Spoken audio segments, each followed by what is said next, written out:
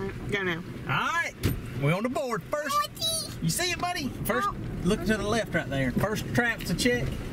We had a boatload of rain last night, and this is my double dirt hole set that I fixed up. Nailed this old bobcat. That's perfect. Alright, you pull it. Got this bobcat, and I'm just looking. It looks like he's just toe caught. Anyway, this is our double dirt hole, exactly what we was hoping for. And got my trail camera right there, so hopefully we got some good catch footage. The swamp, I set it yesterday in a run on some fresh sign. So had a couple of dog proofs that were drowned out by the rain. We got over an inch of rain probably this morning. We didn't get to run traps this morning before church, so running them afterward, trying to let the rain stop and a little bit of water run off, but the creeks are rising. But we got a big mature beaver, so we got 2 in the truck so far and a lot more traps to check. Yeah, old gray fox. Woo! Second set of traps we come to. Man. Awesome.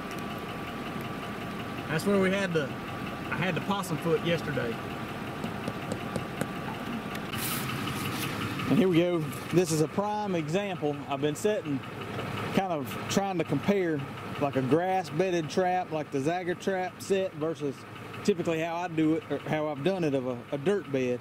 And you can see here, I mean, this is a low spot anyway, in a creek bottom, but we got probably over an inch of rain this morning and last night.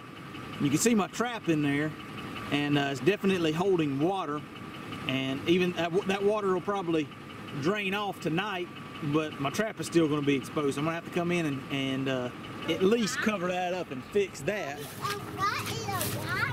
Versus, you see, I got this trap that I grass bedded. Now granted, there may be a little bit of water in there.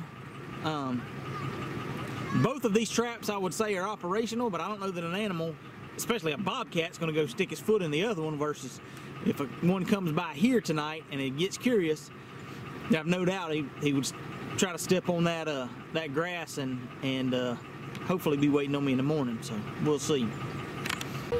One thing that I found with these dog proofs and using like this fish food, or really I think probably most anything, is after a good rain, that stuff kind of clots together and gloms up down there. So I try to shake that stuff out and put some fresh in there, because hopefully animals are going to be moving after all this weather and this rain. And so I definitely want something that's going to be attractive and it's going to work in getting them to fire the trap. So this is pretty common, especially after a rain, is, you know, the dirt kind of rinses out under your pan, and you've got kind of a half exposed trap here. So I'm just going to take some peat moss and sprinkle over the top of it, and maybe a Band-Aid, because it may continue to drain, but at least it'll get us through tonight. And typically you don't want to use like unsifted dirt. If you had dry dirt, you wouldn't just want to sprinkle that on there, because you want to make sure you don't have rocks or anything like that. But this peat moss is not a problem. But one thing I do try to do is make sure none of the clumps, like these little clods right there, are over the pan, just to make sure that that's the most appealing place for him to put his foot. One down by the railroad track, last trap. Hit the first and the last, coming in with that with a bang. Don't we touch it?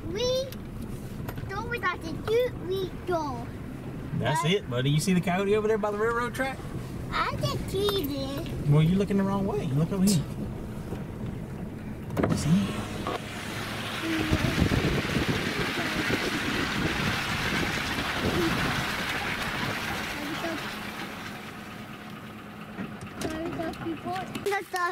All right, buddy, hold on, we'll stop. I see this. Yeah, there he is. Caught in the number 2 bridger on this railroad track. I got a wing here, trying to do anything I can to get his attention. I have a hard time telling. It looks like he might be a pretty coyote, but he's wet too, so it's tough to tell. I got old Red Cross T-bone here. This has been an excellent day. Awesome.